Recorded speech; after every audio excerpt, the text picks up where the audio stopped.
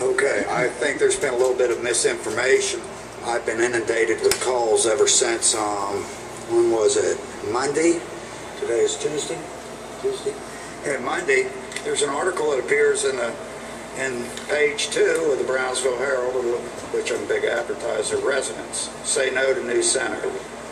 And it's full of misinformation. So I think I believe in fully informing everyone what's going on, so I have done my homework. International Recycling Center is a family-owned business that started 17 years ago in Matamoros, Tamaulipas, Mexico.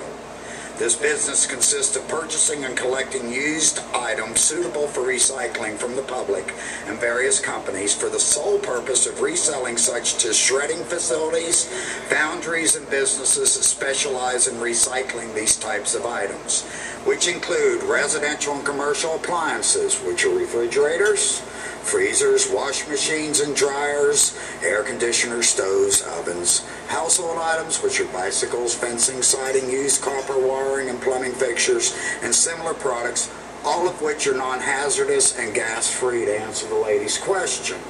In fact, the city of Brownsville has certain days they collect appliances and you bring them in. If they're gas-free, they take them. We're requesting permission for the opportunity to establish our business at 7750 East Padre Island Highway, Brownsville, Texas.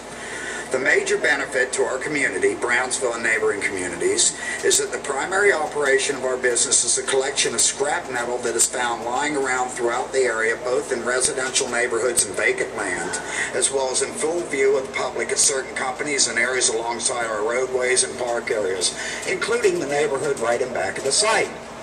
There were 3 refrigerators sitting out in front of houses. They weren't even chain closed. I hope the children don't get into them and suffocate. Our business is relatively simple, and we will abide by all applicable laws and ordinances at the local, state, and federal levels, including but not limited to the city of Brownsville, which has to do with the signage and things like this, Cameron County, TCEQ, Texas Commission of Environmental Quality, which we've already spoken to at great length. The Environmental Protection Agency, which I've already spoken to at great length. In fact, I had to speak to them to get some of the stuff, what TCEQ, what they meant on their website, because I could not even find it in Webster's Dictionary. And last but certainly not least is OSHA, of whom I've been dealing with personally for 44 years. And that's the Occupational Safety and Health Administration. Once we purchase such materials from the public, which requires our suppliers, unlike other places, to furnish a valid government-issued photo ID along with a statement of origin of the said material upon their arrival at our facility. In other words, we're going to make sure they aren't pulling the valves off the sprinkler systems, stealing from the PUB and stuff like this. Okay, the process we implement is as follows. Buying scrap metals from the public. Once at our facility, such will be weighed, compressed, and collected until we've gathered sufficient amounts to deliver to those industries and recycling businesses, our clients, who then take it to the next level, one of which is a $20 million shredder that was just purchased at the port, which is one of 3 shredders. But if you want to go to the port, you have to pass through the port entrance. Who's going to take a bicycle through the port entrance? Who's going to take an air conditioner through the port entrance? They're going to leave them in their front yard, of which there are many in the neighborhood across from the canal, and I have photos of them. Okay, we are fully aware that there are rules in effect pertaining to how long such items can be stowed on site, and we are obligated to abide by such. In other words, there's a 180-day rule for certain items, there's 90-day rules for other items. In fact, since we are cognizant of cash flow and other facets of a successful business operation, it is in our best interest to move it out as quickly and as safely as possible. Our hours of operation will be from 8 o'clock a.m. to 6 o'clock p.m. Monday through Saturdays. The equipment to operate our business consists of scales, that would be a personal use scale, and truck scales when you pull in, forklifts, aluminum compactor for cans and the like, aluminum compactor, strapping machines and equipment to bundle up such, and we have pictures of all this. Front end loaders, along with a 6,000 square foot warehouse, which is already in place, a 6,000 square foot office building, which we will be constructing, and an 1,800 square foot